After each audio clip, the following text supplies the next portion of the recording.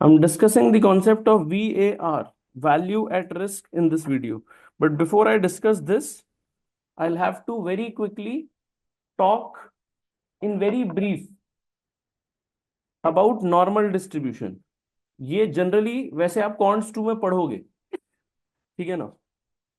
अगर आप लोगों ने नहीं पढ़ा है अभी तक के, तो preferably if you are viewing this video, come back to this topic after having studied कॉन्ट्स 2, ठीक है? जो मतलब जो लोग लाइव बैठे हुए हैं, need not worry, I just give you the glimpse and basics of it, will cover वार सी वार and then will move head. मैं सिर्फ और सिर्फ कंप्लीशन पर्सपेक्टिव से बोल रहा हूँ, बाद में नहीं तो मुझसे कई बार स्किप हो जाता है, रह जाता है, ठीक है? सुनना।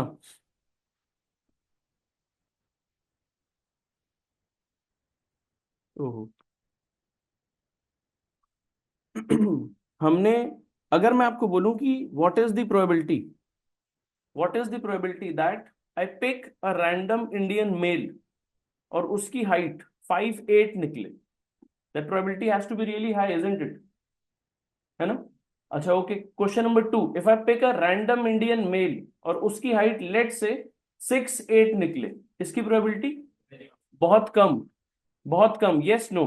मैं ये बोलना चाह रहा हूं, अगर मैं आपसे पूछूं कि एवरेज इंडियन की हाइट कितनी होगी, एवरेज इंडियन मेल की हाइट कितनी होगी, तो आप ये चीज कंप्यूट कैसे करेंगे या फिर ये एक्सरसाइज करेंगे ही कैसे? यू वुड, अगर आप पॉपुलेशन बेसिस पे कर रहे हैं, तो आप सारे इंडियन मेल्स को मैप करेंगे, हाइट उसकी मैप करेंगे, डिवाइडेड बाय एन कर देंगे जितने मेल होंगे, ठीक है? Probably not not possible for you to do. तो ऑल्टरनेट टू क्या होगा? आप कुछ सैंपल सेलेक्ट करोगे, उनकी हाइट्स मैप करोगे, डिवाइडेड बाय एन करोगे, एन करोगे, n-1 से डिवाइड करोगे, n-1, फिर सब नालायक हो तुम। मैं जितनी बार तुमसे क्वेश्चन पूछ लूं, तुम हर बार गलत कहते हो। एवरेज में नहीं करते n-1 से डिवाइड, एवरेज में n से डिवाइड करते हैं, स्टैंडर्ड डेविएशन के लिए n-1 से डिवाइड करते हैं। कह रहे हैं हाँ, 20 बार क्वेश्चन पूछा है मैंने यहीं बैठ के, तुमने 20 बार गलत आंसर दिया, 100% ट्रैक रिकॉर्ड है तुम्हारा। अमेजिंग हो तुम, यू आर फेबुलस। नालायक। सुनना, तुम एवरेज कंप्यूट करने के लिए सैंपल का समेशन करोगे, डिवाइडेड बाय एन कर दोगे, वो हाइट आ गई 5'8", ठीक है? अब ये तो हो गया पॉइंट एस्टिमेट। अब क्या करोगे? एक रेंज एस्टिमेट बनाओगे, है ना? मैं आपसे पूछूं कि एक बात बताओ, अगर मैंने एक इंडियन मेल को सिलेक्ट कर लिया तो इसकी हाइट कितनी निकलेगी? आपने कहा 5'8", ये कुछ ज्यादा ही what do you call strong interpretation नहीं हो गई? मतलब आपको अपनी शक्तियों का कुछ ज्यादा ही अंदाजा नहीं है? आपको लग रहा है कि आप जिसे पिक करो वो 5'8" का निकले? नहीं, है ना? मैं सेम एग्जांपल, अगर मतलब सेम नैरेटिव मैं अगर दूसरे एग्जांपल में दूं, देखना लोगों को ज्यादा अच्छा समझ आता है। मैंने आपसे पूछा इंडिया इंग्लैंड का मैच होने वाला है, इंडिया कितना स्कोर बनाएगी? आपने कहा 253। मैंने कहा ये देखो, फिर कुछ ज्यादा ही शक्तियां दिखा रहा है अगला। तू बोल देता 250, 270, 250, 260, कुछ नहीं, रेंज देता तो औकात में बात होती ना। तू तो बैंग ऑन स्कोर बता रहा है। ऐसा तो मतलब जिसने सिर्फ और सिर्फ मैच फिक्स किया वही कर सकता है ना? अगर मुझे एस्टिमेट करना हो कि क्या स्कोर बनेगा, तो it can not be a point estimate, it has to be a range estimate. But in order to reach a range estimate, I will first have to reach a point estimate and then draw confidence intervals, ठीक है ना? मैं बोलूंगा अगर ये mean है, तो कुछ स्टैंडर्ड डेविएशंस इस तरफ और कुछ स्टैंडर्ड डेविएशंस इस तरफ, ये एक मेरी रेंज आ जाएगी।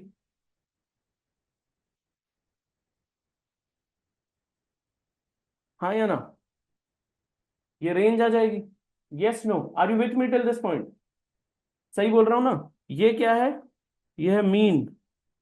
ये क्या होगा? Mean minus some bit of standard deviation, mean plus some bit of standard deviation. Yes no? Average height 5'8" है, एवरेज हाइट 5'8" है, बट ज्यादातर लोगों की हाइट 5'6" और 5'10" के बीच में निकलने वाली है। Yes no? ठीक है, अब सुनना, let's call this range A, let's call this B and let's call this C. मुझे बताओ सबसे ज्यादा पॉपुलेशन कहाँ लाई करेगी, ए, बी या सी में?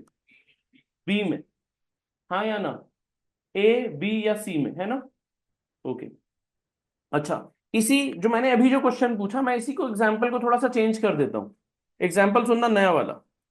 एक बैंक फंडिंग प्रोवाइड करता है, loan funding, debt funding provide करता है बहुत सारे कॉर्पोरेट्स को। ठीक। ज्यादातर लोग ईएमआई पे कर देते होंगे या ज्यादातर लोग डिफॉल्ट करते होंगे? ज्यादातर लोग पे कर देते होंगे, लेकिन क्या कुछ लोग डिफॉल्ट करते होंगे? हाँ। जब एक बैंक लोन दे रहा है, तो क्या वो ये भी डेटा देखता होगा कि पिछले साल में उसकी कितनी डेलिंक्वेंसी, मीनिंग कितना डिफॉल्ट रेट था, हाँ या ना? ये तो बहुत मेजर नंबर है। बैंक का तो धंधा इस पर टिका है। बैंक का धंधा क्या है? ब्याज बांटना, मतलब सॉरी, लोन बांटना, ब्याज खाना। अब अगर बैंक ये गलती करे कि लोन देते समय उसको ये भी नहीं पता चल रहा कि कितना परसेंट पैसा डूब जाता है, तो ये तो बहुत ही गलत नंबर हो गया। हाँ या ना? सही कह रहा हूं ना मैं? इस वजह से bank will be very strong on this one number, कि मेरे बैंक का डेलिंक्वेंसी रेट कितना है। Yes no? है ना? बैंक जब लोन दे रहा होगा, तो लेट्स से बैंक ने कैलकुलेट किया कि ऑन एन एवरेज उनका 3% का डेलिंक्वेंसी रेट है। Yes no? या 1% का डेलिक्वेंसी रेट है, 3 तो बहुत ज्यादा हो। लेट्स से 1% का डेलिक्वेंसी रेट है, मीनिंग 1% का अमाउंट एनपीए हो सकता है।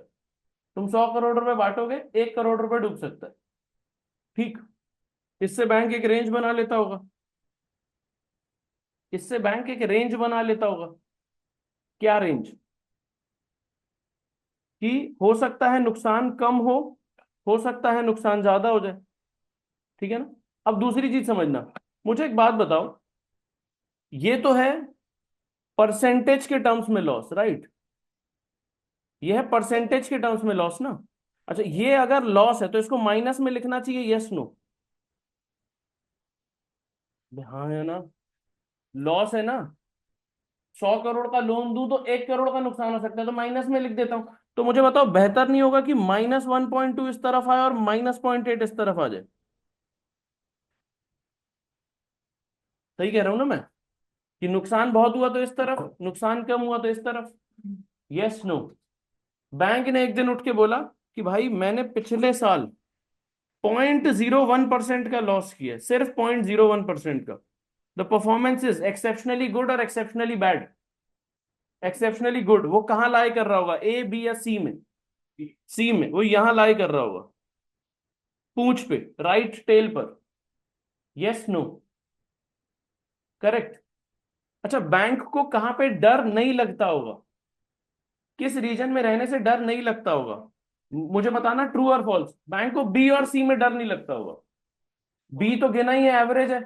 बी की रेंज एवरेज है, और सी में गए तो लॉटरी है। बैंक को डर कहाँ लगता होगा? ए। और मौत का दरवाजा कौन सा है? ये। और यही है वीएआर, वैल्यू एट रिस्क। ठीक है जी सर, क्या बोल रहे हो आप? डेफिनेशन बताओ, अभी लिखेंगे। अभी लिखेंगे डेफिनेशन, उसकी चिंता नहीं है। बट मैं आपको ये बोलना चाह रहा हूं, अगर एक बैंक अपना लॉस गिन ले कि हाँ इतना लॉस होगा, या मान लो आपने कल बहुत सारी पढ़ाई की, आपको उसके बाद जॉब देने गए, करियर वरियर देखा, आपने कहा करियर बहुत बकवास हो सकता है, हम ये सब नहीं करेंगे, हम ड्रीम इलेवन पे टीम बनाएंगे। सर कैसी बात कर रहे हो आप? तुमने कहा यही अच्छा करियर है यार, let's be a professional bookie. ठीक है? काम क्या है? आईपीएल देखना है ना? डब्ल्यूपीएल देखना है, फीफा वर्ल्ड कप देखना है, क्रिकेट वर्ल्ड कप देखना है, बेसबॉल देखना है, अपना क्या नाम से, F1 देखना है, मुर्गियों की लड़ाई वड़ाई भी देखनी है, सब पे ही लग रहा है आजकल। है ना? तो बहुत बढ़िया धंधा है ये। A professional bookie he would surely count the maximum या एवरेज लॉस जो वो एक दिन में कर सकता है। Yes no? अदरवाइज तो प्रोफेशनल ही नहीं है वो। अदरवाइज तो प्रोफेशनल ही नहीं है ना। अगर वो ऐसे ही रैंडम लगा रहा है उठ के कि हाँ ठीक है आज खेल देते हैं कुछ भी, वो तो प्रोफेशनल ही नहीं है। तो एक एक प्रोफेशनल प्लेयर क्या कर रहा होगा? वो बोलेगा लेट मी, वो ये कैलकुलेट करके चलेगा कि मेरा ऑन एन एवरेज लॉस इतना हो सकता है, जनरली ये लॉस इस रेंज में लाई कर सकता है। ठीक है ना? मुझे इस रेंज में डर नहीं लगता इतना लॉस रहे तो, यहां पे जाऊं तो मुझे डर लगता है स्टार्टिंग फ्रॉम दिस नंबर। इसके आगे गया तब मेरे को दिक्कत है, हाँ या ना? मैंने आपको बोला प्रोफेशनल बुकी, को ये कैलकुलेशन करनी होती होगी? सोच के देखो, क्या किसी F and O derivative trader को भी ये कैलकुलेशंस करनी होती होंगी? 100% yes. If he is not doing these calculations, he is not a professional derivative trader.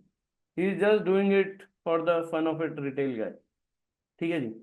आइए, इसकी डेफिनेशन पर्सपेक्टिव और सारा का सारा एकेडमिक स्टैंड पॉइंट से क्लोज करते हैं. ठीक है, ये था कॉन्सेप्ट. एक सेकेंड रुकिए, अभी मैं डेफिनेशन और उस पर्सपेक्टिव से कर रहा हूँ. जस्ट वन सेक.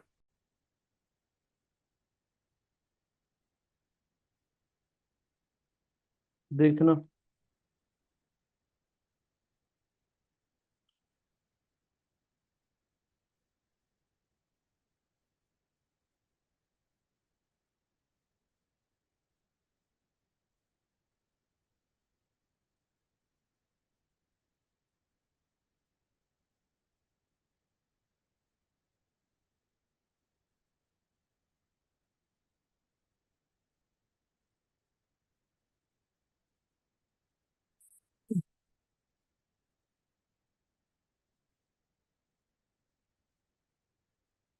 ये एवरेज है, और average plus minus standard deviation से रेंज आ गई. करेक्ट.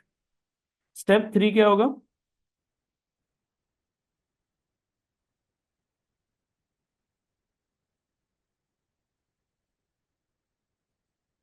केस स्टडी से the average NPA of a bank is 1%. Standard deviation of NPA.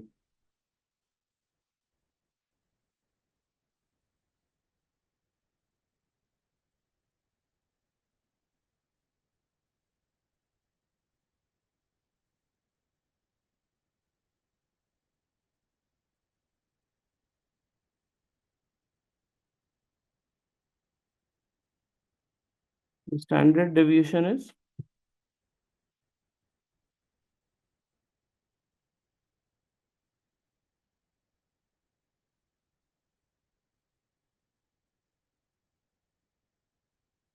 -1.2% to -0.8%. ये है एवरेज है -1%. ठीक है ना? Minus sign signifies losses.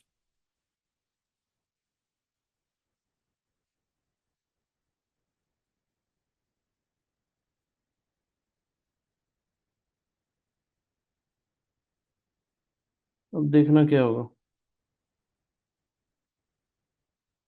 You will say that this number is -1%, this is -1.20%, and this is -0.80%.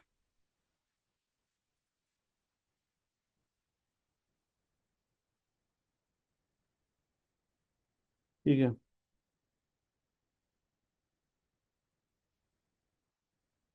Question: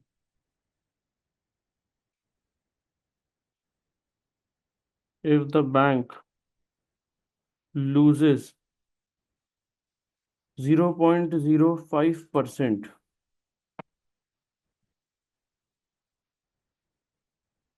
note ही लिख देते हैं directly. Note. if the bank loses 0.05%, it's a right tail event. Right tail event को देखना, मैं क्या बोल रहा हूँ? Favourable outlier. जनरली तुम्हारे 90% आते थे, किसी एग्जाम में 100 आ गए. फेवरेबल आउटलायर्स जनरली 90 आते थे, किसी एग्जाम में 42% आए.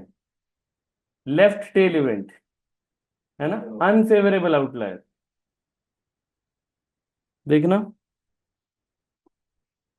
But if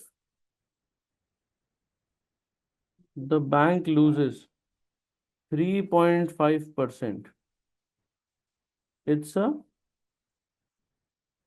left tail event.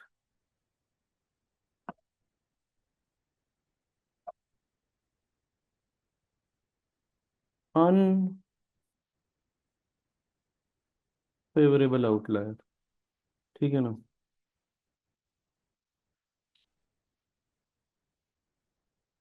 ये अनफेवरेबल आउटलायर स्टार्ट कहाँ से होता है बताना। अनफेवरेबल आउटलायर स्टार्ट हो रहा है लेफ्ट विंग से, ठीक है। ये टर्मिनोलॉजी आपकी बुक्स नहीं यूज करती है, मैं यूज कर रहा हूँ।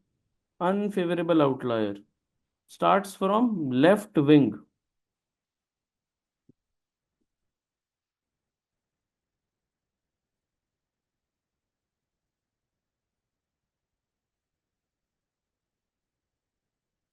या लेफ्ट गोल पोस्ट। जिसने वीडियोस देख रखी होंगी कॉन्स टू की, उसने ये नाम सुने होंगे पहले, wing span golf post boundary. यही नाम यूज करता हूं मैं इसे दर्शाने के लिए, ठीक है ना। Meaning this one.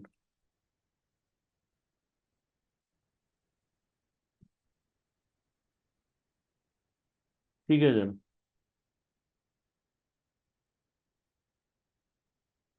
अब बुक वाइज देखना डेफिनेशन क्या है वो डिस्कस कर रहा हूँ।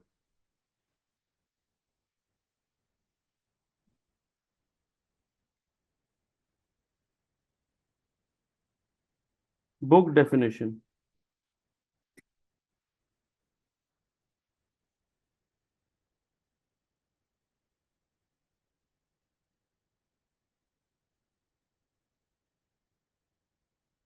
Three components of VAR। मैं ना एक ना डेफिनेशन के बारे में भी एक व्यू पॉइंट रखता हूँ, सुनना। जनरली व्हेन वी से डिफाइन समथिंग, हमें लगता है एक लाइन जो उसे एक्सप्लेन कर दे वो डेफिनेशन है। एक्चुअली सही नहीं है। डेफिनेशन मीन्स मतलब something that will make you understand about the complete concept. जैसे मैं बोलूँ what's a rectangle,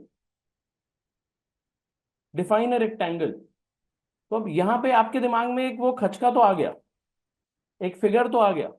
but what's a rectangle, rectangle की जो प्रॉपर्टीज होंगी वो रेक्टेंगल को डिफाइन करेंगे। तो what's a rectangle, it's it's a quadrilateral जिसके opposite sides are equal in shape, equal in size, and the the angles are 90 degrees. ये है।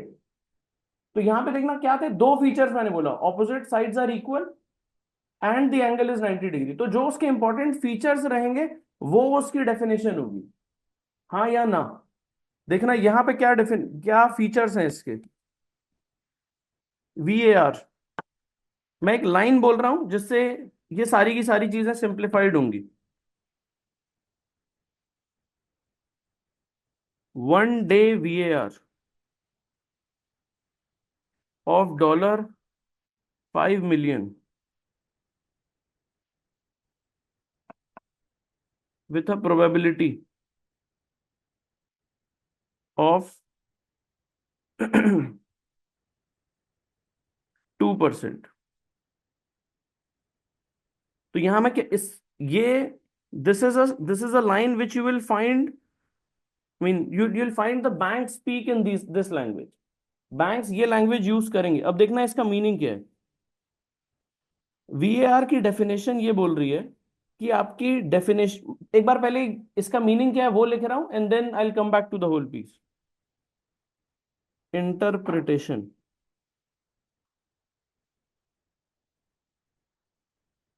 Loss of at least $5 million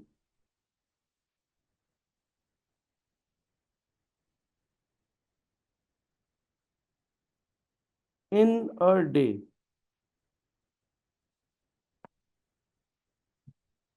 is expected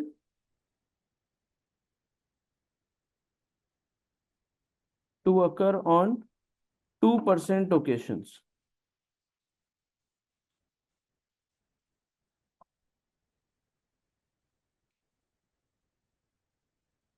देखना बोलना क्या चाह रहा हूं।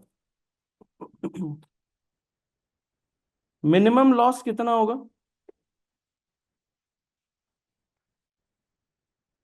मिनिमम लॉस कितना होगा 5 million का, है ना। देखना एक बार। हम्म।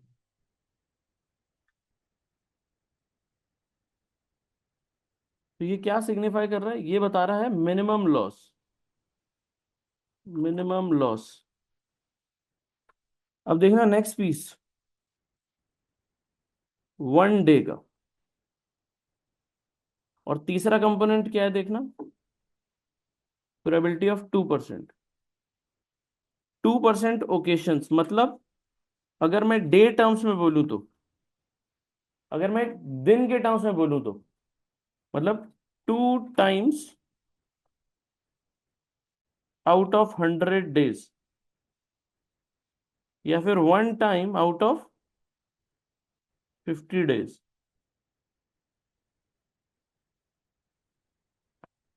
हाँ या ना? अब देखना है पूरी की पूरी लाइन की इंटरप्रिटेशन। बैंक क्या बोल रहा है, बैंक ने ये स्टेटमेंट मेंशन किया है अपनी रिपोर्ट में। तो बैंक बोलना क्या चाह रहा है, बोल रहा है सुनो, मुझे एटलीस्ट, अच्छा मुझे एक बार ये ग्राफ की इंटरप्रिटेशन से बताना, मैंने क्यों कहा था कि ये जो ग्राफ में ये वाली जो लाइन है यही VAR है, मैंने ये चीज क्यों कही थी, देखना अब, देखना।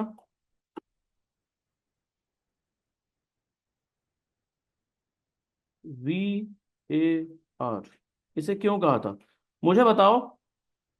बैंक का अगर बुरा दिन आया तो उसका लॉस मिनिमम कितना होगा ही होगा, 1.2%। क्या लॉस इससे ज्यादा हो सकता है, हाँ 3.5% भी हो सकता है लॉस तो, 7% भी हो सकता है, 100% भी हो सकता है, यस और नो।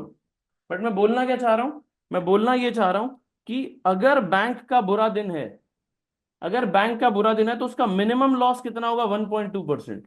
दोबारा देखो, the minimum loss, the minimum loss in a day, in a day is going to be, is going to be 5 million। और ये होने की प्रोबेबिलिटी कितनी बार है, वंस इन 50 डेज। हाँ या ना, are you with me till this point? तो VAR के लिए क्या चीज है, VAR के लिए 3 कंडीशन जरूरी है। पहला, लॉस बता कितना होगा। दूसरा, ये बता कि ये कितने टाइम का लॉस है। और तीसरा, इसकी होने की क्या प्रोबेबिलिटी है। तो आप मतलब VAR किस चीज से डिफाइन हो रहा है देखिएगा, amount,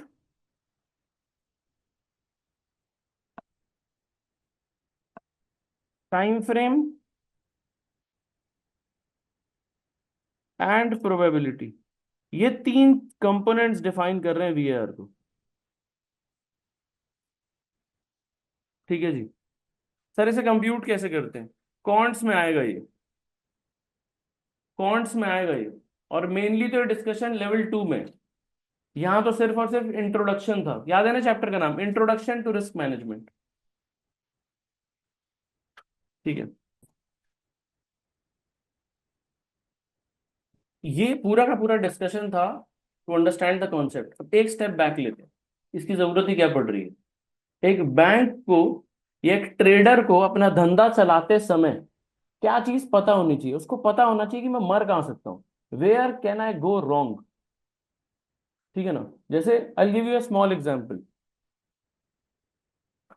I use to sit at a prop desk, जहां पे उन्होंने एक चीज तय कर रखी थी कि वहां पे प्रॉप डेस्क में बहुत सारे ट्रेडर्स बैठ के ट्रेड कर रहे होते हैं। ठीक है, उन्होंने हर ट्रेडर को बोल के रखा था कि जैसे ही तेरी स्क्रीन पे -1 लाख आया, तू अपना अकाउंट क्लोज कर देगा उसमें, that day you will not trade. ठीक है, हर पर्सन के सिस्टम में 50 लाख रुपए का ट्रेड पड़ा हुआ था। ठीक, तो उसे क्या बोला गया, जैसे ही 1 लाख रुपए तेरे सिस्टम में माइनस दिखाए तो इसको क्लोज कर देना। और उसके बाद हर कंपनी ने अपना risk management system, risk management के सॉफ्टवेयर लगाए होते हैं। तो मान लो ये मेरी प्रॉप डेस्क है और आप सारे के सारे मेरे ट्रेडर्स। ठीक है, तो मैंने आपके सिस्टम को, आपके पास सबके पास लैपटॉप्स, अपनी what do call work station होंगे, वो सारे के सारे एक हब पे ज्वाइंट होंगे। मतलब मेरा एक मास्टर सर्वर होगा, मैंने वहां पे कमांड दे रखा है कि इनमें से किसी की भी स्क्रीन पे -1 लाख आए तो इसकी सारी की सारी पोजीशन स्क्वायर ऑफ कर दी, उसके आगे इसको ट्रेड करना अलाउड नहीं। करेक्ट, सही बोल रहा हूँ गलत बोल रहा हूँ? अब देखना, ये दैट इज पॉइंट नंबर 1। मैं ऐसा क्यों बोल रहा हूं बताना, मैं ऐसा क्यों बोल रहा हूं, because I am saying that loss कभी 20,000 होगा, कभी 50,000 होगा, कभी 30,000 होगा, कभी 70,000 होगा, कभी प्लस होगा. I am not worried about anything. I am worried about cases where I can go severely wrong, जहां पे मेरे पर ये रिस्क है कि मेरा धंधा ही बंद हो जाएगा. मुझे क्या लग रहा है, अगर 1 लाख रुपए किसी एक का वो हिट कर गया, तो उसके बाद उसका धंधा बंद हो सकता है. मतलब मेरा वो वाला जो बुक है वो क्लोज हो सकती है. अगर मैं प्रॉप डेस्क हूं और आप सारे के सारे मेरे ट्रेडर हैं, तो एक तरीके से मैं फैक्ट्री और आप सारे के सारे मशीन है ना. तो अगर आपका लॉस 1 लाख रुपए हिट किया, तो मुझे लग रहा है ये मशीन बिगड़ सकती है इसके आगे, तो मैं नहीं चलाने दूंगा. दूसरी चीज, मान लो टोटल 50 ट्रेडर्स हैं, टोटल 50 ट्रेडर है, तो क्या हुआ, लाख लाख लाख लाख, टोटल लॉस में कितने का लेने को रेडी हूं दिन में? 50 लाख. लेकिन मैंने एक ओवरऑल रिस्क का मैट्रिक्स भी डाल दिया अपने आरएमएस में. मैंने कहा सुन भाई, जैसे ही पूरी की पूरी जो डेस्क है, जो पूरी की पूरी डेस्क है उसका लॉस 25 लाख रुपए जाए, सबके सिस्टम शट, कोई ट्रेड नहीं कर सकता. ठीक है ना. अब मैं आपसे पूछ रहा हूं, बताओ सिस्टम कब शट होगा? 25 लाख पे. तो ये क्या है, दिस इज 25 लाख -25 लाख, -26 लाख पे भी बंद होगा, -27 लाख पे भी बंद होगा, -50 लाख पे भी बंद होगा. हाँ या ना? तो मिनिमम किस नंबर पे सिस्टम बंद होने वाले हैं सबके? 25 लाख पे. सर लेकिन 50 लाख की नौबत ही क्या है, ये 25 पे ही बंद हो जाएगा. हाँ हाँ, मैं कहा मना कर रहा हूँ. लेकिन अचानक ही कोई ट्रेड बहुत स्पाइक आ गई तो, है ना. वो जो ऐसा थोड़ी होता है कि जो प्राइसिंग है वो कंटिन्यूअस है. कई बार कोई ऑप्शन का भाव 40 रुपए आ रहा होता है, अचानक एक नैनो सेकंड के अंदर अंदर वो 60 हो जाता है, 70 हो जाता है, 100 150 भी हो जाता है. इसमें क्या वो. तो अगर वो स्टॉप लॉस वाले ट्रेड्स एग्जीक्यूट ही नहीं हो पाए, तो हो सकता है ऊपर के भाव में ट्रेड एग्जीक्यूट हुए तो लॉन्ग स्टोरी शॉर्ट में बोलना क्या चाह रहा हूं, what is the minimum number जिसके बाद, what is the minimum number जिसपे धंधा बंद होगा ही होगा? 25 लाख, जिसपे मैं ट्रेड बंद कराऊंगा ही कराऊंगा, दैट इज 25 लाख. हाँ या ना? ठीक है. ये वैल्यू एट रिस्क हुई. और ये होने की क्या प्रोबेबिलिटी, मैं निकाल के भी रखता हूँ ना, ये 25 लाख रुपए से हवा थोड़ी ना आया होगा कि माँ सरस्वती आई होंगी, बोली होंगी वत्स देख 25 लाख से डरा कर. दैट 25 लाख का number will depend on my overall size, no. हो सकता है मेरा टोटल जो एक्सपोजर है वो 5 करोड़ का है, तो मेरे को 25 लाख से डर लगता है कि मैं एक दिन में 5% से ऊपर नहीं कहूंगा. यही 5 करोड़ का जो मेरा ट्रेड वैल्यू है, अगर ये आज से 5 साल बाद जाके 50 करोड़ हो जाता है, तो ये 25 लाख उठ के 2.5 करोड़ हो जाएगा. आपको समझ आ रहा है क्या है ये? मैं ये बोलना चाह रहा हूँ, मैं एक दिन में अपनी 5% ऑफ कैपिटल खो सकता हूँ, दैट्स इट. मैं क्यों सोच रहा हूँ ऐसा? बिकॉज आई एम थिंकिंग कि यार मेरे साथ एक दिन गलत हो गया तो मेरी 5% कैपिटल जाएगी. मेरा धंधा कब बंद होगा? जब लगातार मेरे 20 दिन ऐसे जाते, डेली की डेली 20 दिन तक लगातार ठुकता हूं मैं. ऐसा होता नहीं. बिकॉज मेरे को मेरा भी पुराना डेटा पता है. मुझे तो पता है ना, मेरा तो लॉस ही 3 दिन होता है पूरे के पूरे महीने में. तो मतलब मुझे पता है कि मैं 28 दिन में से 24 दिन में से 3 दिन लॉस करता हूँ. मतलब मैं 6 दिन प्रॉफिट, एक दिन लॉस करता हूँ. तो जनरली 5 डेज 6 डेज का प्रॉफिट और एक दिन का लॉस, 5 6 डेज का प्रॉफिट फिर एक दिन का लॉस. सोच के देखो मैंने कितनी एक्सट्रीम कंडीशन रखी है. मैंने कहा जा, दिन में 5% भी लूज किया तो 20 लगातार दिन लॉसेज होने चाहिए. आपको नहीं लगता है बहुत ज्यादा एक्सट्रीम इवेंट है? मतलब मैं ऐसा बोल रहा हूँ कि एक बैट्समैन जब लगातार 20 मैचेस में 0 पे आउट होगा, तब उसको टीम से निकालेंगे. होगा ही नहीं. He'll continue to play, no issues at all. ठीक है ना. This is VAR. आइए आगे चलते हैं. नेक्स्ट कॉन्सेप्ट है CVAR, conditional value at risk. CVAR यहीं पर इतने समय ही खत्म भी हो जाएगा ये. सी का क्या मतलब है? कंडीशनल.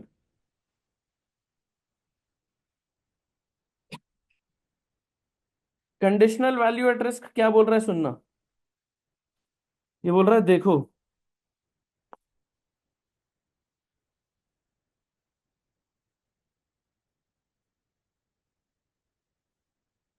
ये बोल रहा है एटलीस्ट 5 मिलियन का एक दिन में जो लॉस होने का चांस है वो सिर्फ 2% है ना. दोबारा, there's a 2% chance that you will at least lose, that you will at least lose 5 million in one day. Correct? दोबारा, there's a 5% chance that your minimum loss would be 5 million in a day. One last time. There's a 2% chance, sorry मैंने 5 बोल दिया था कि पिछली बार. अच्छा sorry sorry sorry, माफी.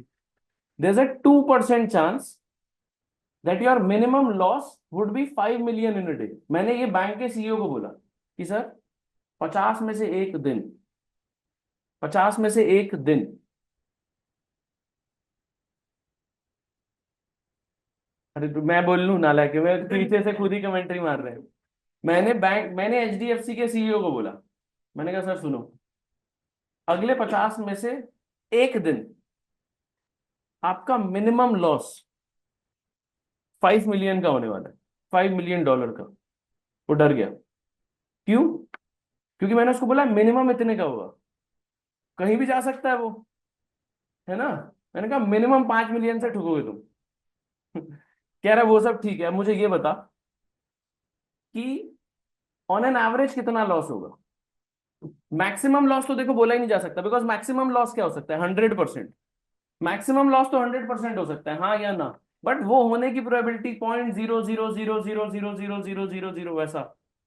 मतलब वर्ल्ड वॉर 3, कोविड 3, और ऐसी ट्रम्प 3, ऐसे बहुत सारी चीजें एक साथ हो रही है। ठीक है ना। इंडिया पाकिस्तान 3, क्रिकेट मैच नहीं, दूसरा वाला मैच। ठीक है ना, वो सब कुछ एक साथ हो रहा है। That is the chance of almost 100% loss. ठीक है ना, मतलब वो डिमोनेटाइजेशन हो गया, इंडिया के नोट की इज्जत नहीं है, कुछ भी चल रहा है, मतलब सब कुछ ही, there is anarchy in this world, सब कुछ उल्टा सीधा हो गया, तो वो है। तो इसीलिए मैक्सिमम लॉस तो कोई बता ही नहीं सकता, मैक्सिमम लॉस तो 100% है। मैंने जैसे ही एचडीएफसी के सीईओ को बोला कि सुनो, अगले 50 दिन में से 1 दिन तेरा मिनिमम लॉस $5 million का होगा, तो वो क्या बोलेगा? बोलेगा बता दे ऑन एन एवरेज कितना लॉस होगा। ये तो मिनिमम बता रहा है, बट अमूमन मेरा कितना नुकसान हुआ हुआ हुआ करेगा, क्योंकि ये सिर्फ अगले 50 दिन की बात तो है नहीं, ये हर 50 दिन में साइकिल रिपीट होगी ना। Every 50 days I will lose how much, 5 million minimum, 5 million। तो बोल रहा है बता दे एवरेज पे कितना लूज करने वाला हूं। दैट इज सीवार फॉर यू। ठीक है, आइए लिखते हैं। If the 1 day loss exceeds 5 million,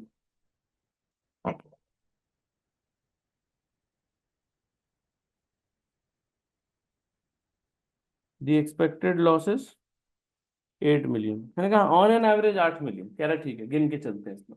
अच्छा, बैंक ये सब भी जान के क्या करने वाला है? बैंक को मैंने बता दिया कि 50 में से 1 दिन मिनिमम 5 million का लॉस होगा, ऑन एन एवरेज 8 million का लॉस होगा। बैंक क्या यूज करेगा इसका डेटा का?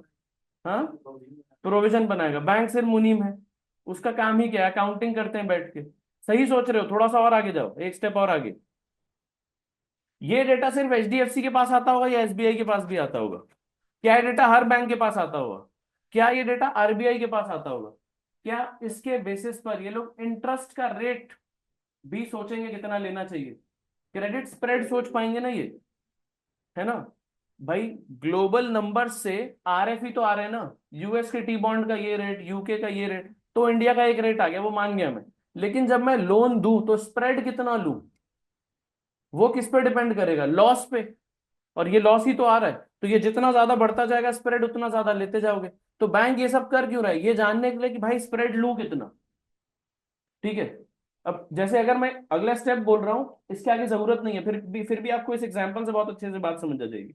मान लो बैंक ने सिमिलर एक्सरसाइज अक्रॉस सेक्टर किया, अक्रॉस सेक्टर। ठीक है, एक्चुअली सही बोल रहा हूँ, जो मतलब अगर आज से 5 साल 10 साल पहले का देखोगे ना, तो this was the correct case study. India में एक लॉ आया था, इंसॉल्वेंसी एंड बैंक्रप्सी कोड। पता है आप लोगों को क्यों आया था? बिकॉज बहुत, नहीं नहीं नहीं नहीं नहीं, insolvency and bankruptcy code. India में बहुत सारे, okay okay, give me 5 minutes, give me 5 minutes, सुनना। इंडिया में आज से 7 8 साल पहले, 2016 17 के आसपास एक लॉ आया, insolvency and bankruptcy code. This was the Indian version of insolvency code, जो कि यूएस और यूके में चला करता था। ठीक है। इंडिया में एक लाइन बहुत प्रचलित थी, there was a line which was very famous in the banking circuit, in the corporate finance domain circuit, professional circuit. We used to always say that there can be sick industries but not sick industrialist. Kingfisher Airlines bankrupt हो सकता है, माल्या साहब नहीं होंगे। माल्या साहब will bloody help party in London, if not in Bangalore then in London. तो इनके पास तो पैसा रहेगा ही रहेगा, हाँ या ना। बैंक्स कॉर्पोरेट्स के लिए बहुत सिंपल सा सिस्टम था, वो लोग लोन लेते थे। मतलब उनकी बुक्स में ऐसा होगा कि वो 1 करोड़ खुद का लगाएंगे, 20 करोड़ का लोन लेंगे, 15 करोड़ का लोन लेंगे और धंधा चलाएंगे। कल चल गया तो बहुत बढ़िया बात है, बैंक का लोन उतार दिया जाएगा, धंधा मेरा। नहीं चला तो वो छोड़ के निकल जाएंगे, बोलेंगे तेल लेने गई तेरे लोन, तेरे पैसे थे, मैं क्या करूं। ठीक। तो प्रैक्टिकली स्पीकिंग, या फिर इसमें एक और स्टेप था, that was stage 1। Stage 2 was कि जनरली ये जो लोन्स हैं इन्हें रीस्ट्रक्चर कर दिया जाएगा। मतलब मान लो मैं एसबीआई, मैं बिजनेसमैन, मेरे पास एसबीआई आया, एसबीआई ने मुझे 25 करोड़ का लोन दिया, मैंने लोन लेके अपना धंधा चलाया। मुझे मिला था 25 करोड़ का लोन 12 12 टका के ब्याज पे। पच्चीस 25 करोड़ का लोन 12 टका के ब्याज पे। मान लो मुझे हर साल सिर्फ इंटरेस्ट ओनली रिपेमेंट करनी थी, मैं कितना पैसा देने वाला हूँ, 3 करोड़ रुपए। ठीक। 1 साल के बाद धंधे की वाट लग गई, धंधा बुरा चल रहा है, इंटरेस्ट की पेमेंट जाने में दिक्कत होगी, इंटरेस्ट की पेमेंट जाने में दिक्कत होगी। मैंने जब एफएसए पढ़ाया तो आपको क्या बोला था, interest is a fix charge, 3 crore पूरा ही देना पड़ेगा। Conceptually yes, fundamentally yes, but practically bank का 3 करोड़ का इंटरेस्ट नहीं दिया किसी धंधे ने, होता होगा नहीं होता होगा, बहुत बार होता है। बैंक ने कॉल किया, कह रहा है वो फिक्स चार्ज था, तुमको देना पड़ेगा। सीईओ कह रहा है हाँ नहीं है, क्या करूं बता। वो कह रहा है मैं एनपीए डिक्लेयर कर दूंगा, बैंक कह रहा है मैं एनपीए डिक्लेयर कर दूंगा। सी तो बिजनेसमैन लाला जी पूछ रहे हैं एनपीए का फुल फॉर्म बता। तो कह रहा है नॉन परफॉर्मिंग एसेट। लाला जी कह रहे हैं मेरी बुक्स में लाइबिलिटी है, मेरी बुक्स में लाइबिलिटी है, मेरी देनदारी है। एसेट किसकी बुक्स में था, बैंक की। तो अगर तेरा एसेट ठुकने वाला है और तू उसको एनपीए बोलने वाला है, तो डर तुझे लगना चाहिए मुझे। बैंक सोच रहे हैं हाँ यार, डर तो मुझे लगना चाहिए, मेरी बुक्स गंदी हो रही है। मतलब सोच के देखो ना, मैं हूं पीएनबी, मैंने 100 करोड़ का लोन डाला, तो मैंने अभी के लिए अपनी बुक्स पब्लिश की, मैंने कहा मैंने 100 करोड़ का लोन बांटा है, अगले साल इसका 12% 12 करोड़ की इनकम होगी। अगली एनुअल रिपोर्ट में मेरे को जाके बोलना पड़ रहा है 100 करोड़ का लोन चोरों ने लिया था। ना ये 100 करोड़ आ रहे हैं, 12 की तो सोचो ही मत। तो डर किसको लगना चाहिए, जिसके लिए बोला वो तो ठीक है, जिसने बोला कि हाँ मैं, प्रैक्टिकली वो जाके क्या बोल रहा है, पीएनबी पीएनबी कह रहा है मेरा तो पागल बनाया इन्होंने लास्ट ईयर। हाँ या ना, मैंने जिनको लोन दिया सब चोर निकले साले। यस नो, सही कह रहा हूँ गलत कह रहा हूँ, है ना। मुझे बात, बेस्ट चीज मुझे बात किसने बताई, एक लाला जी ने। कि हमारे तो ये डिस्कशन होते थे कि एनपीए तो सर आपका है। तो बैंक क्या करता था सुनना, मान लो मैंने पीएनबी से लोन लिया 100 करोड़ का लोन, मैं तो दे नहीं पा रहा हूँ 12 करोड़। मैंने उसको समझाया तू भी डर। अच्छा पीएनबी मतलब वहां से तो एक मैनेजर ही आता होगा, साल में दिवाली आई उसके पास हमने आईफोन भेजा, बोतलें वोटलें भेजी, he is happy, he is satisfied. उसको लग रहा है लाला जी तो बढ़िया आदमी है, इनको सपोर्ट करना है और मेरी उसको अपनी बुक्स को भी सपोर्ट करना है, यस नो। मैं उसे क्या समझाऊंगा बताना, मैं उसे बोलूंगा एनपीए मत होने दे। मतलब क्या कर, ये जो तेरा 3 करोड़ का, जो 12 करोड़ का जो तेरा इंटरेस्ट बन रहा था ना साल का मेरे 100 करोड़ के लोन पे, इसको वेव ऑफ कर दे। मैं कैसे कैसे वेव ऑफ कर दूं, तो कुछ नहीं, तूने पिछली बार मेरे से कॉन्ट्रैक्ट किया था लोन का कि 100 करोड़ का लोन दे रहा हूँ 12 टका ब्याज, एक और कॉन्ट्रैक्ट कर ले कि मार्केट कंडीशन अच्छी नहीं है, हम 1 साल का क्लाइंट को रिलीवर दे रहे हैं, नहीं लेंगे 12 टका इस साल ब्याज। हो गया खत्म। आपको बात समझ आई क्या हुआ, the banks would just be pulled into a bad state because of such practices. This was very common in India. That's why the concept of IBC came into picture, जहां पे ये बोला गया कि अगर लाला जी एक किस्त भी, एक सिंगल इंस्टॉलमेंट भी मिस करते हैं, तो बैंक सीधा सीधा जाके सेंट्रल गवर्नमेंट के पास एक कंप्लेंट फाइल करेगा और उस कंप्लेंट के बेसिस पे लाला जी को इस कंपनी के मैनेजमेंट से हटा दिया जाएगा और एक मार्केट से एक दूसरे प्रोफेशनल को ले लिया जाएगा। वो प्रोफेशनल कौन होगा, कोई सीए, कोई एमबीए, कोई इंडस्ट्री एक्सपर्ट, ऐसा कोई पढ़ा लिखा आदमी। ठीक है, जिसे आज की डेट में इंसॉल्वेंसी प्रोफेशनल बोला जाता है, ऐसे किसी बंदे को यहाँ पे बैठा दिया जाएगा। द बैंक्स मतलब IBC was a scheme to save all these folks. आपकी बात समझ आ रही है, to all to, it was a scheme to save the industry in general. क्या वहां पे ऐसे डेटा पॉइंट का यूज नहीं आएगा बहुत ज्यादा, हाँ। अब सुनना, अगर बैंकर बहुत स्मार्ट है या फिर अगर इंडियन एनालिटिक्स या इंडियन गवर्नमेंट बहुत अच्छे से एनालाइज कर रही है, तो वो ये चीजें भी देखेगी कि अगर हमने 100 लोन बांटे तो देखो किस इंडस्ट्री में कैसी डेलिंक्वेंसी है। आईटी इंडस्ट्री में ऑलमोस्ट नहीं निकलेगी बिकॉज केपेक्स इंटेंसिव ही नहीं थी। उन्होंने थोड़े बहुत लैपटॉप वैपटॉप ये वो वर्किंग कैपिटल लोन लिए चुका ही देंगे। लेकिन real estate industry, steel industry, इनमें बहुत हाई डेलिंक्वेंसी निकली। क्यों? सिक्लिकल इंडस्ट्रीज थी। जब मार्केट अपटाइड पे थी तो धपाधप लोन लेते गया बिल्डर कि हाँ ठीक है जमीन लेते हैं बनाएंगे, जमीन लेते हैं बनाएंगे, प्रोजेक्ट पे प्रोजेक्ट निकालता गया। साइकिल डाउनवर्ड आ गई, उसके लोन पुराने लिए हुए थे, माल बिका नहीं, वो लोन पे डिफॉल्ट मारेगा। स्टील में भी सेम चीज है। केपेक्स करने में 5 साल लगेगा, प्रोडक्शन उसके बाद आएगी। जिस टाइम पे केपेक्स किया डिमांड एक्सपेक्ट की थी, बाद में डिमांड मर गई, लेकिन लोन तो खड़ा रह गया, इंटरेस्ट पूरा का पूरा पे करना पड़ गया। तो क्या ये इंडस्ट्री वाइज भी बनता होगा? The answer is yes. ठीक है ना? तो यूटिलिटी बहुत है। एज सच मैंने वीएआर और सीवीआर डिस्कस कर लिया। इसके आगे आपकी बुक्स कह रही हैं एक दो चीजें सुनना। मेनली ना लेवल 2 में आता है, बट यहाँ पे सिर्फ और सिर्फ उसका बहुत ब्रीफ में बातचीत की हुई है, तो एक बार बस टच अपॉन कर लेते हैं। ये क्या बोल रहे हैं?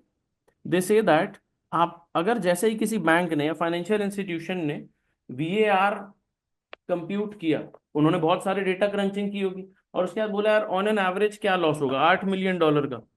$8 मिलियन का, करेक्ट। अगर लॉस हुआ तो मैक्सिमम लॉस कितना होगा? ऑन एन एवरेज $8 मिलियन का होगा। तो वो बोल रहे हैं यार सुनो, मान लो ये जो मेरा फंड है, let's say this fund has a size of $500 million, तो मुझे डरना नहीं चाहिए बहुत ज्यादा। बिकॉज मैं क्या सोचूंगा कि यार $500 मिलियन का फंड है, 50 में से एक दिन लॉस होगा, और ऑन एन एवरेज कितने का लॉस होगा? $8 मिलियन का। साल में कितनी बार लॉस होगा? मोटा मोटा 350 डेज पकड़ लेते हैं, 365 है, 350 पकड़ लेते हैं मोटा मोटा। 50 में से एक दिन लॉस होगा, तो टोटल साल में सिर्फ 7 टाइम्स लॉस होने वाला है। ये 7 टाइम लॉस कितने का होगा? $8 मिलियन का। तो 7 × 8, $56 मिलियन, $50 मिलियन का तो फंड है। और उसके बाद बाकी के दिनों पे तो फायदा भी तो होगा, बाकी के दिनों पे गेन भी तो होगा, है ना? अच्छा ये मैंने 350 पकड़ लिया, आइडियली मुझे सिर्फ ट्रेडिंग डेज पकड़ने चाहिए, तो सैटरडे संडे हटा देना चाहिए। तो 100 दिन हटा दो वैसे, तो भी 250 दिन होते हैं यार। सही कह रहा हूं ना मैं? तो भी 250 दिन होते हैं। 250 में से 50 में से एक दिन लॉस हो रहा है, तो 250 में 5 दिन लॉस होगा, 5 × 8, $40 मिलियन का लॉस है, कुछ जा ही नहीं रहा। बाकी के दिन पे तो गेन हो ही रहा है। ठीक है ना? तो इस वजह से बैंक को या ट्रेडर को क्या होगा? He should feel secure about it. But your book say that this is false sense of security. पूछो क्यों? क्योंकि नहीं, ये मिनिमम लॉस नहीं है, क्योंकि ये एवरेज लॉस है। ये एवरेज लॉस है ना? ये तो एवरेज लॉस है। क्या लॉस इससे ज्यादा भी हो सकता है? हाँ हो सकता है। कितना हो सकता है? कितना भी, जितना तुम सोचो। क्या ये पॉसिबल है कि एक महीने में 50% का लॉस हो जाए? हाँ पॉसिबल है। सर पॉसिबल है लेकिन प्रोबेबल नहीं है। गलत। पॉसिबल भी है, प्रोबेबल भी है, प्रोबेबिलिटी कम है। मार्च 2020, अप्रैल 2020 में ऑप्शन सेलर्स का लॉस 50% था क्या? गलत। 100%, 80% था, 90% था। आई नो पीपल जिनका सिस्टम में 10 करोड़ रुपया पड़ा था और 8 करोड़ साफ हो चुका। Even worse, they had to infuse more money. तो मतलब 10 करोड़ पड़ा था, अगले दिन सुबह पूरे के पूरे डेस्क उठ रही थी, मतलब खत्म हो रही थी, तो और सुबह 10 करोड़ रुपए डाले, तो उसका 100% लॉस, और इंट्रोड्यूस किया जो पैसा, उसमें भी 40% लॉस करा के गए थे सेम डे। This happened. अब प्रॉब्लम क्या है? जब आप स्टडी करोगे तो क्या आप इस चीज को काउंट करोगे? ऐसी चीज को काउंट करोगे नहीं। आप क्या बोलोगे? नहीं नहीं, ये तो सुपर रेयर है यार, ऐसा कब होता है? लेकिन रिस्क ही तो सुपर रेयर में है ना, रिस्क ही तो अनएक्सपेक्टेड में है ना।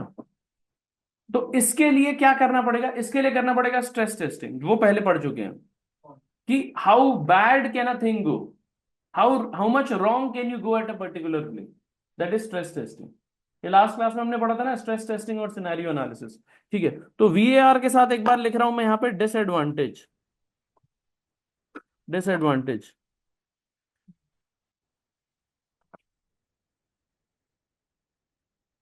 provides average loss scenario.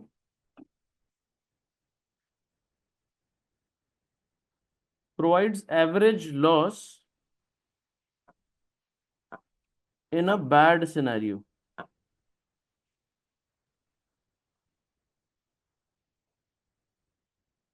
अभी पूरी की पूरी कहानी जो बोली है वो नहीं लिख पाऊंगा, वो आप लोग हिंदी हिंदी में लिखा करो अपने खुद के नोट्स में। Provides average loss in a bad scenario. इसमें प्रॉब्लम क्या है? Not maximum loss. Solution.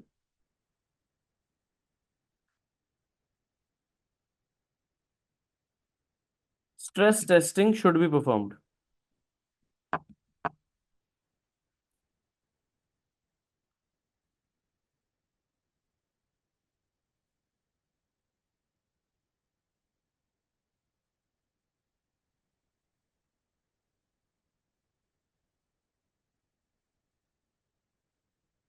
Stress testing oblique scenario analysis.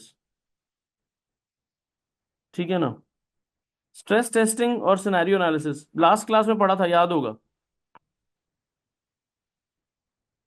What if one input changes a lot, है ना? यही था ना अपना सिनेरियो, अपना क्या बोलते हैं, stress testing.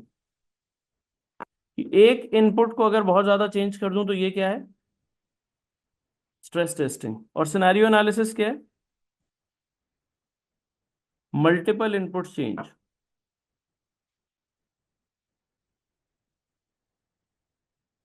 Analysis of impact on output when multiple inputs changes change simultaneously.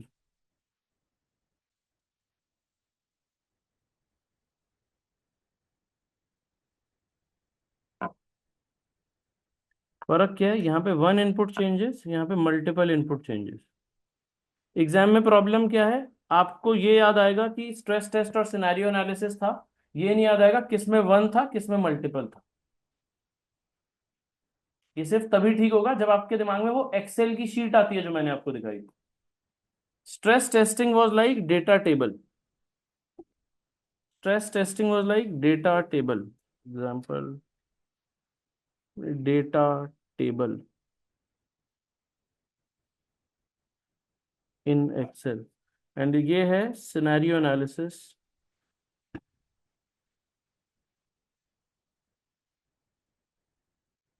In Excel.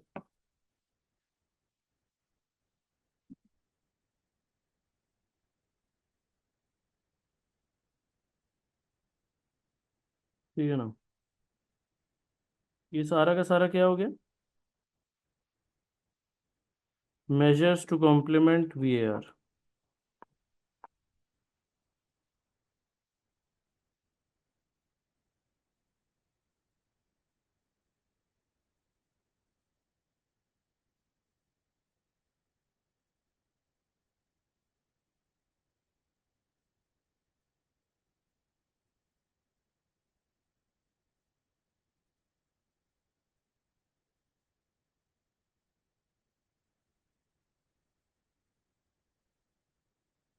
इसके और भी इश्यूज थे जैसे इनकरेक्ट इनपुट्स,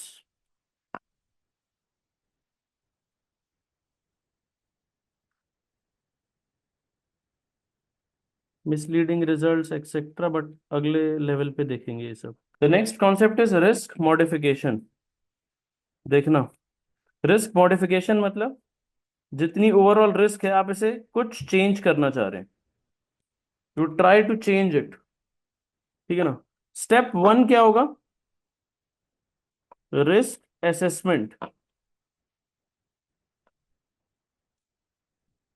ठीक है ना? मतलब आप कॉस्ट वर्सेस बेनिफिट ये एनालिसिस करोगे। कॉस्ट वर्सेस बेनिफिट एनालिसिस करेंगे। ठीक है? मतलब मतलब मैं आपको बोलूं कि यार let's say there is an office जहां पे ना 10 एम्प्लॉइज हैं। ठीक है? और ऑफिस के टाइमिंग्स है मॉर्निंग 10 टू इवनिंग 6।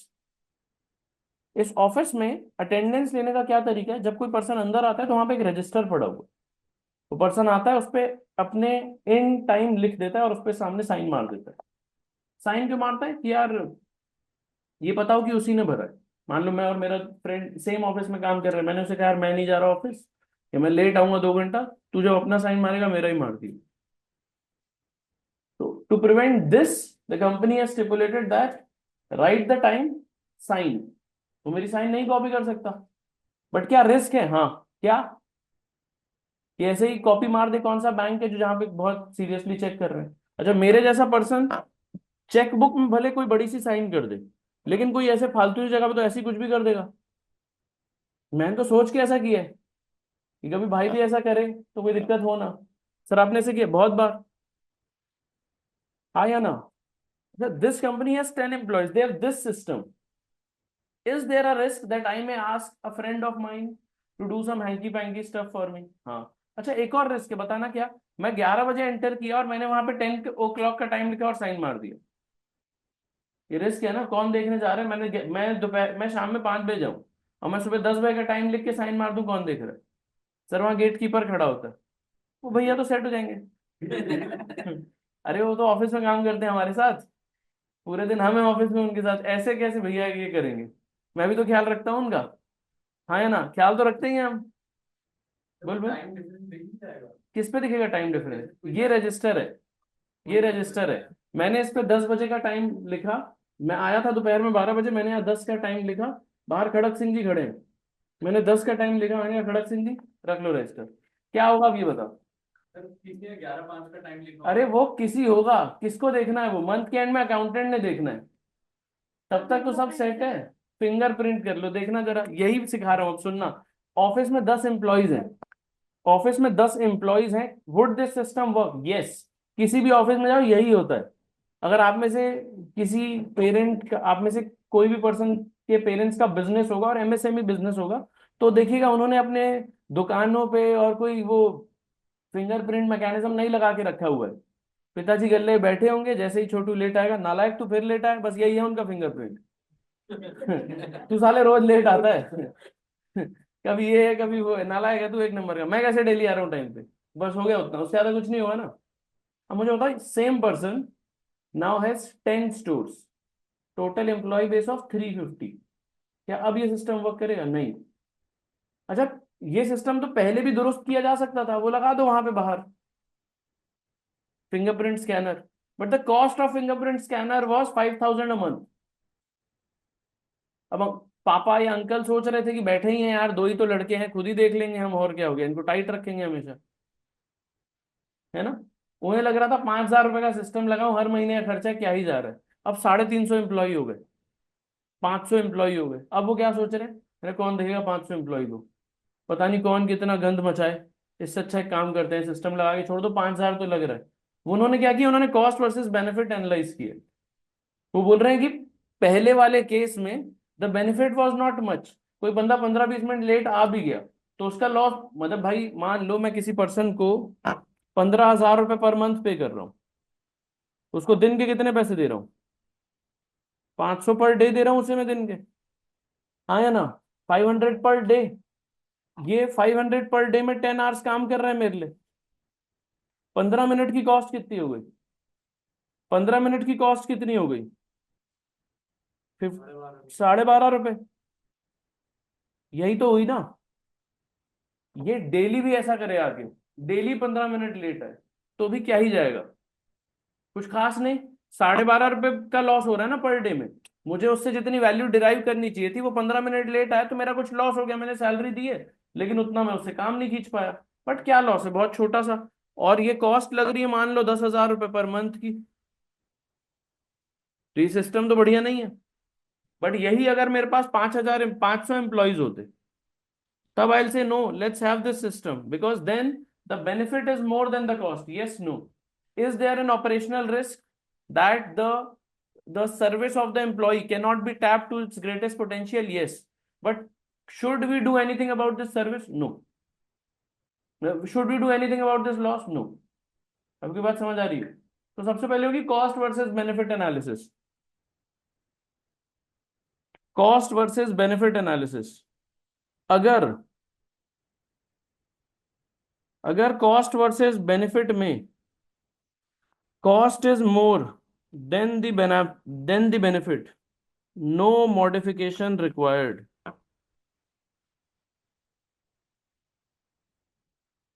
अगर cost is less than the benefit, तो क्या बोलेंगे हम? In this scenario we will say that the benefit is required. अरे एक सेकंड रुक जा, पता नहीं, just a sec. In this case modification is required, ठीक है ना? Modification is required. यहां जहां कोई मॉडिफिकेशन रिक्वायर्ड नहीं है, इसे बोलते हैं सेल्फ इंश्योरेंस। मतलब क्या? We have decided to bear the risk, the decision is to bear the risk, ठीक है जी। The organization has decided to bear the risk, ठीक है जी। इसे बोल रहे हैं सेल्फ इंश्योरेंस।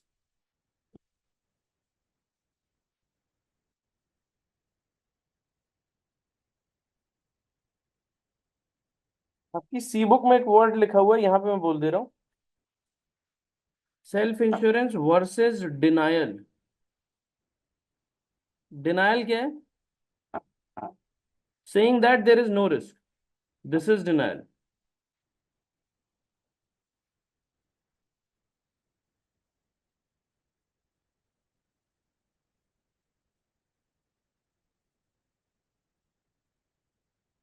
ठीक है ना? मतलब यहां पे आप बोल रहे हो रिस्क है ही नहीं, यहां बोल रहे हो नहीं नहीं रिस्क है, मैं बियर करूंगा, ओके, ठीक है।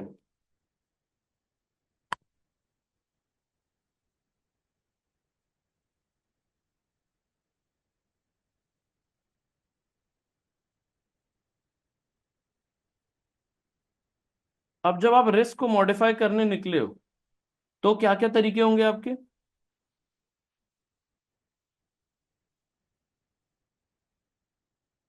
How?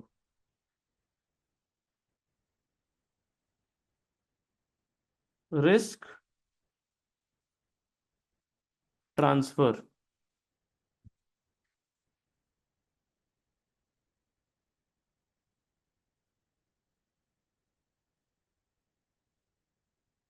Risk transfer.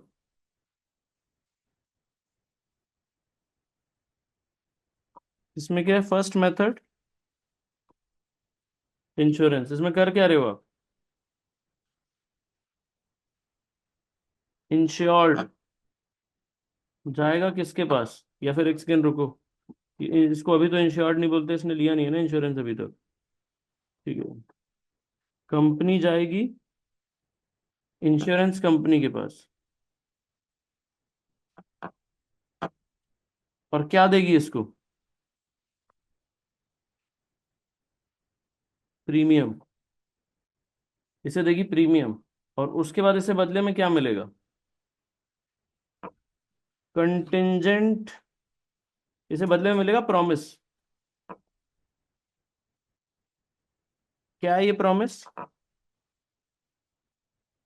Contingent receipt बोल लेता हूं इसको, कंटिंजेंट रिसीट ऑफ क्लेम। अगर तुम्हारी अगर तुम्हारी गाड़ी ठुक गई, तो हम ठीक करा के देंगे, है ना? यही तो है इंश्योरेंस।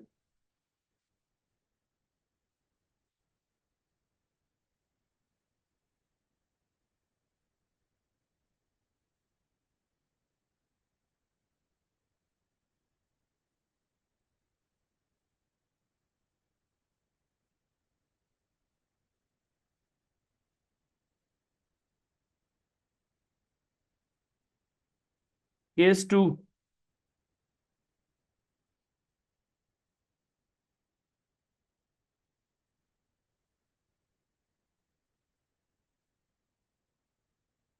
केस 2 देखना।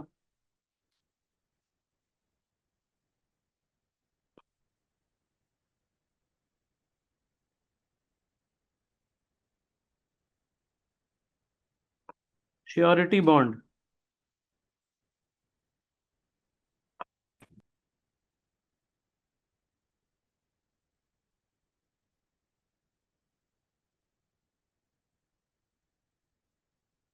कंपनी जो है वो प्रीमियम देगी इंश्योरेंस कंपनी को, और इससे प्रॉमिस क्या मिलेगा देखना। इससे प्रॉमिस मिलेगा ये, देखना ये पूरा का पूरा ट्रांजैक्शन ऐसे हो रहा है। श्योरिटी बॉन्ड के केस में क्या हो रहा है देखना। मान लो ये है इंडिया में इंपोर्टर, ये इंपोर्टर, ठीक है। ये पर्सन ने क्या किया है, पर्सन ने चाइना से इंपोर्ट किया है, चाइनीज सप्लायर।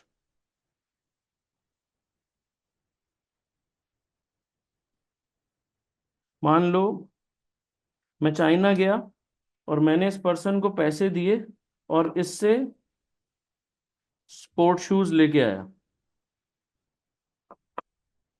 ठीक है। ठीक है जी। ये इंपोर्टर है केएस फुटवेयर लिमिटेड। मैं अपने चाइनीज इंपोर्टर को पैसे देके वहां से स्पोर्ट शूज लेके आ गया। अब मुझे दो डर हैं, ये इंपोर्टर के देखना दो फियर है। Fear number one, rupees paid, what if goods are not received in time.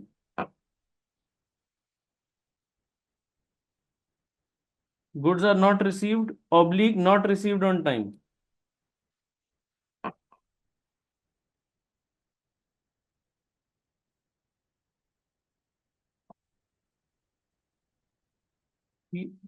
क्या भाई, पैसे तो दे चुका हूँ, एक महीने के बाद सप्लाई होनी थी, क्या पता दे ही ना मुझे। दूसरी चीज, rupees paid already.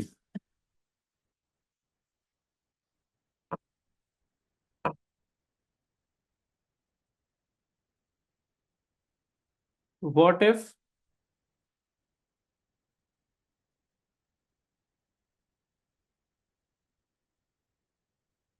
Quality is not good. ये दोनों केसेस में क्या करोगे बताओ। ये दोनों क्या है आपके, फियर है।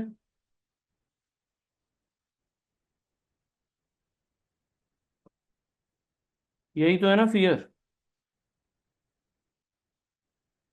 इसको हेज कर लोगे कैसे।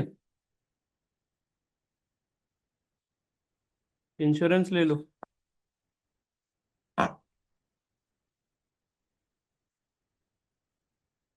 ठीक है, तो इंश्योरेंस इन्होंने इसको प्रीमियम दिया और इससे प्रॉमिस क्या मिली बताना। इससे प्रॉमिस क्या मिली, that the insurance company will make good the losses. Insurance company will make good the losses if, make good the losses.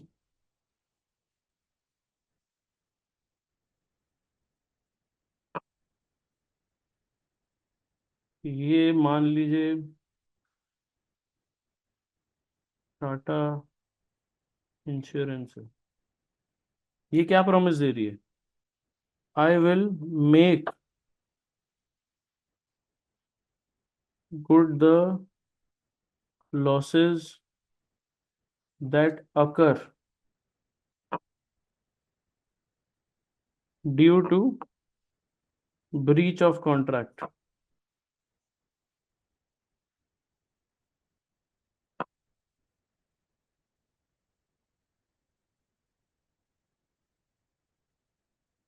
by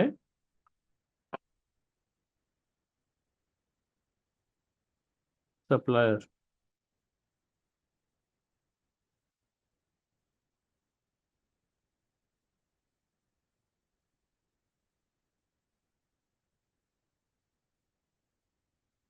तीसरा केस है फिडेलिटी बॉन्ड का।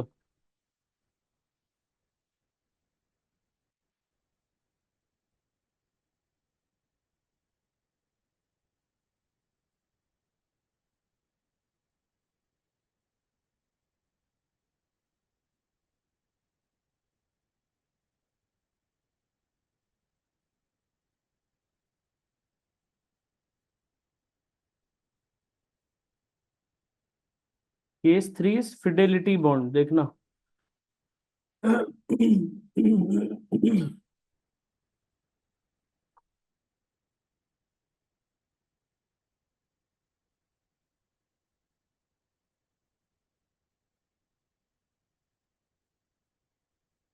Case 3 is Fidelity bond.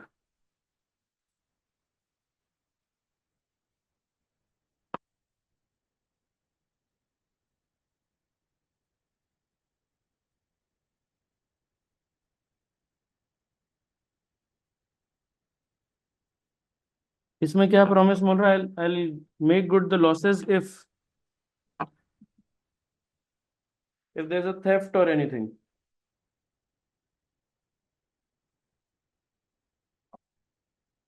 that occur due to employee theft or misconduct.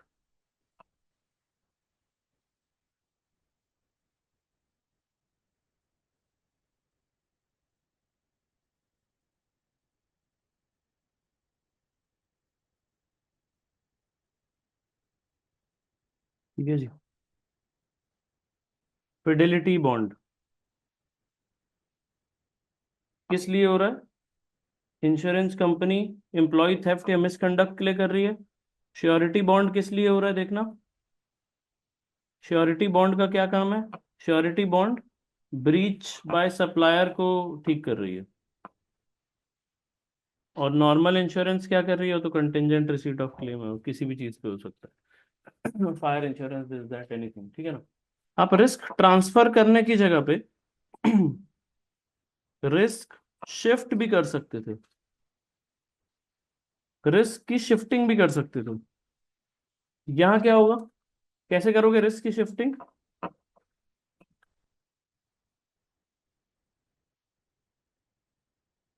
Use derivative contracts, bracket में F plus C plus P plus. जिसे समझ आ गया बहुत बढ़िया, जिसे नहीं समझ आया, मैंने कुछ बोला नहीं, आपने कुछ सुना नहीं।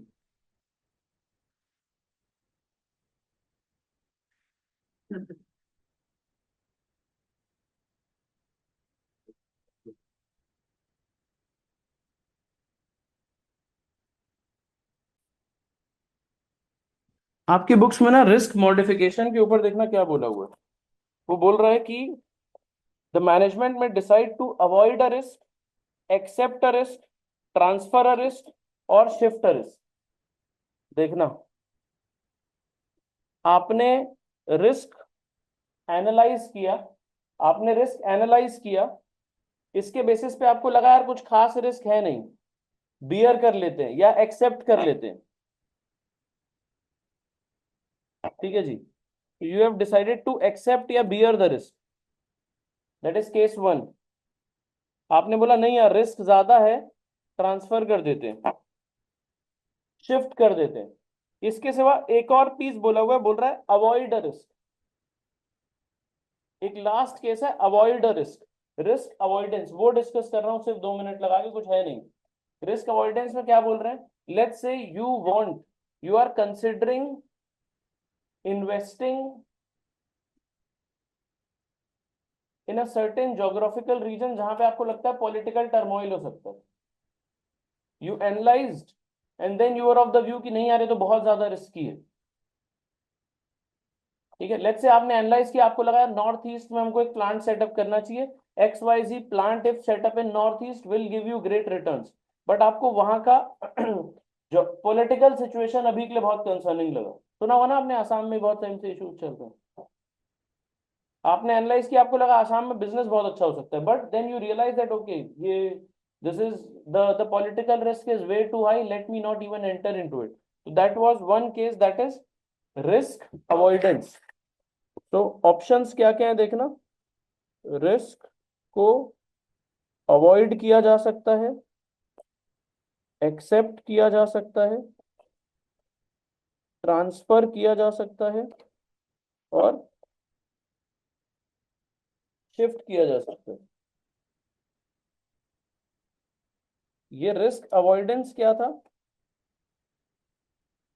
Risk avoidance, you are saying that The cost is way too high. Let me not even enter into anything. Risk avoidance.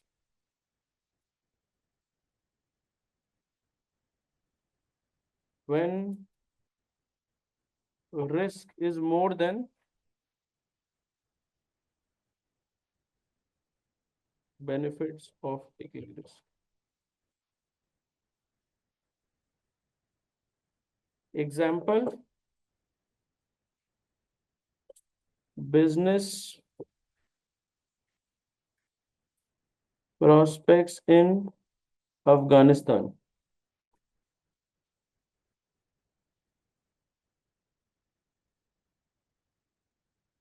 Avoid due to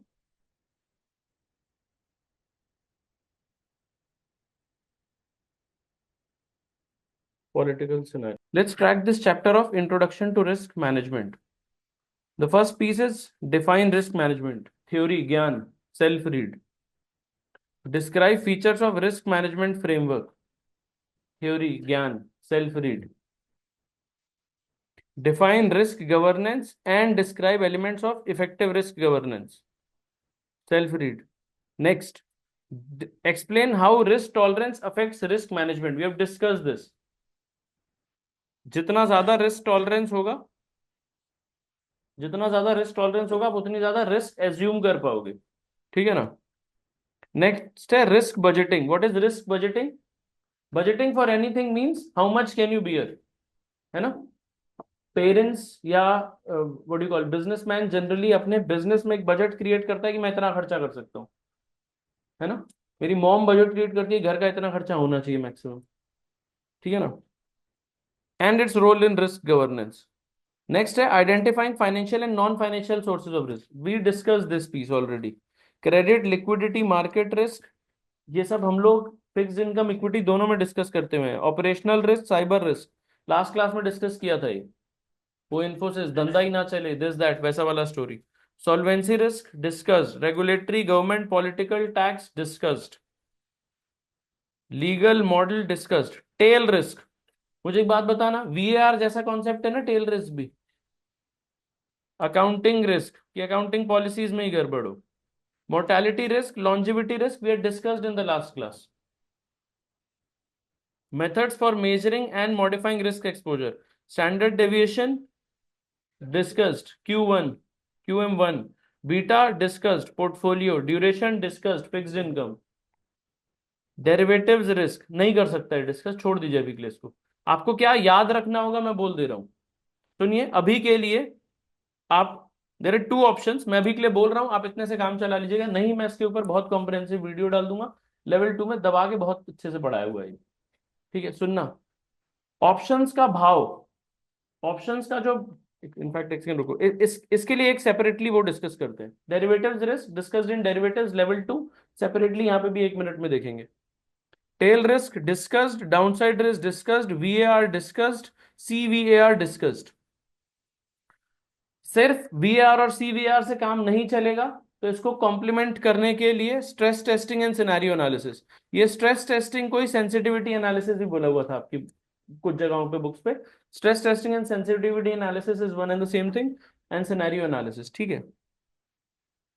modifying risk exposure, यहां पे देखना है क्या बोल रहा है. It says that once the risk management team has estimated various risk, management may decide to prevent or avoid a risk. Afghanistan में धंधा मत खोल. एक्सेप्ट रिस्क, है ना. एम्प्लॉई 15 मिनट लेट आए, आने दे, सिस्टम मत लगा अटेंडेंस का. तीसरा transfer risk. Insurance. Shift risk. Derivative, ये भी एक तरीके से इंश्योरेंस ही है. ठीक है.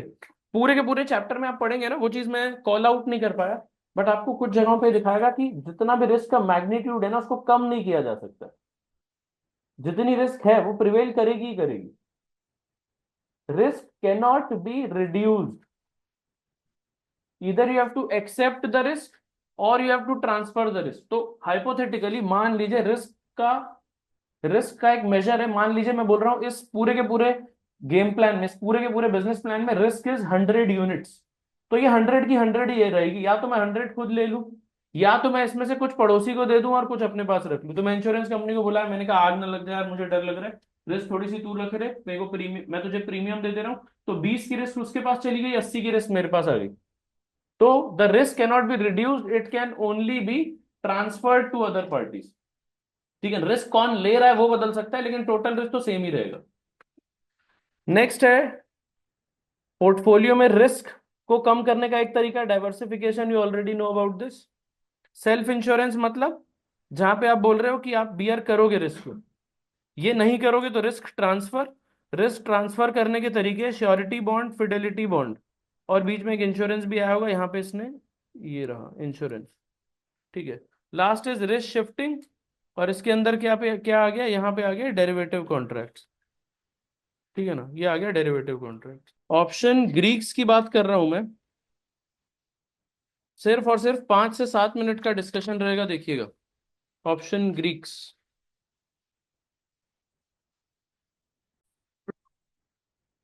Option Greeks, delta, gamma, vega और रो। थीटा नहीं दिया बल्कि नालायक में। देखना, for the purpose of your exam you are good enough, just note the definition and I think you will suffice. देखना, delta is the sensitivity of derivative value to the value of the underlying asset. ये क्या बोल रहा है, बोल रहा है सुनो, डेरिवेटिव वैल्यू मतलब कॉल या पुट, सी या पी। तो बोल रहा है सी या पी की वैल्यू में क्या चेंज आएगा अगर अंडरलाइन की वैल्यू चेंज हो गई तो। मतलब अगर आलू का भाव चेंज हो गया, अगर आलू का भाव चेंज होता है तो कॉल या पुट के भाव में क्या चेंज आएगा, दैट इज डेल्टा। ठीक है ना, change in the value of the option due to 1 unit change in the value of underline. Underline क्या था हमारे एग्जांपल्स में, पोटैटो फॉर मैगडीज, राइट। एक बार डेल्टा के बाद वेगा देखना, देखना sensitivity of derivative value to, इतने तक के डेफिनेशन सेव थी क्या। ये क्या बोल रहा है, चेंज, मतलब change in the value of call और put due to volatility of the price of the underlying. मतलब ये क्या बोल रहा है, वॉलेटिलिटी ऊपर नीचे होने की वजह से कॉल और पुट के भाव में क्या चेंज आएगा, दैट इज वेगा। तीसरा वाला देखना, अब बोलेगा same, sensitivity of derivative value to changes in risk free rate. तो इंटरेस्ट रेट के चेंज होने से क्या चेंज आएगा। ठीक है, यहाँ पे थीटा नहीं लिखा हुआ वो भी बोल रहा हूँ, टाइम के चेंज होने की वजह से कॉल और पुट की वैल्यू में क्या चेंज आएगा। दोबारा पूरा का पूरा डिस्कशन क्लोज कर रहा हूँ, डेल्टा, वेगा, रो और थीटा जो यहाँ नहीं लिखा हुआ है, थीटा इसलिए नहीं लिखा है क्योंकि वो रिस्क नहीं है। एक्चुअली आपने, मतलब अगर आपने ऑप्शन बाय किया है तो आपने थीटा रिस्क ही बाय की है, मतलब थीटा रिस्क को ही नेगेट करने के लिए बाय की है, तो इसीलिए यहाँ पे उसे रिस्क नहीं दिखा रहा है। तो यहाँ रिस्क है क्या क्या, डेल्टा, वेगा, रो। इनका मीनिंग क्या है, change in the value of option due to 1 unit change in the value of underlying volatility and interest rate. ठीक है, इसे बोला जाता है first order derivative. First order derivative है तो कुछ सेकंड ऑर्डर डेरिवेटिव भी होगा, है ना। फर्स्ट ऑर्डर डेरिवेटिव और second order derivative by any chance class 12th में पढ़ा था, याद है आपको, dx बाई dy। फिर उसके बाद पढ़ा होगा d square x over d y square, ये पढ़ा होगा आपने। तो वो क्या था, d by d x of d x by d y. जिसको ये बात समझ नहीं आई, मैंने कुछ बोला नहीं, आपने कुछ सुना नहीं, मैं कुछ नहीं जानता, मुझे भी नहीं आता सेकंड ऑर्डर डेरिवेटिव, सब बकवास, मैथ्स जार्गन्स कौन बोलता है भगवान जाने, हम मैं भी नहीं बोलता ऐसी चीज। अब सुनना, ये क्या बोल रहा है, गामा क्या है, change in the value of delta, change in the value of delta due to change in the value of the underline. ठीक है, तो अगर प्राइस चेंज होगा तो कॉल और पुट का भाव कितना चेंज होगा, ये क्या है, डेल्टा। और गामा क्या है, बोल रहा अगर प्राइस चेंज होगा तो डेल्टा कितना चेंज हो जाएगा, अगर प्राइस चेंज होगा तो डेल्टा कितना चेंज हो जाएगा। ठीक है, for the purpose of level 1 जितना मैंने अभी डिस्कस किया, दिस इज परफेक्टली फाइन, इसके सिवा कुछ नहीं। लेवल 2 में बहुत जबरदस्त डिस्कशन है ऑप्शन ग्रीक्स के ऊपर, अराउंड 1.5-2 घंटा लगता है बात करने में। ठीक, तब की तब देखेंगे।